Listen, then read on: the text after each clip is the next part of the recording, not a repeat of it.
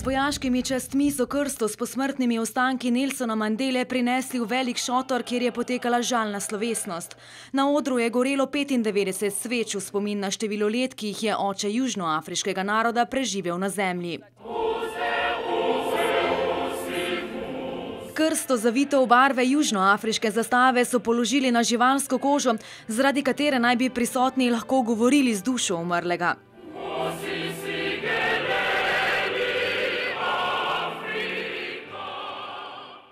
One thing we can assure you of today, Tata, as you take your final steps, is that South Africa will continue to rise. Pesem v slovo velikemu Madibi je donela po vsej državi. Ljudje oblečeni v barve južnoafriške zastave in druge državne simbole so plesali in prepevali. He was our president, but he felt more like a grandfather to us. Nelson Mandela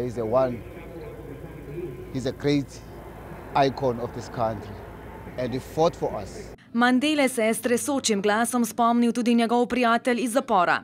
My life is in a void, and I don't know who to turn to. K večnemu počitku so ikono boja za svobodo, enakopravnost in spravo pospremili družinski člani in ožji prijatelji. Nelsona Mandelo so, ko je bilo sonce visoko na nebu, pokopali na družinskem pokopališču, kjer že počivajo njegovi 3 sinovi in mati.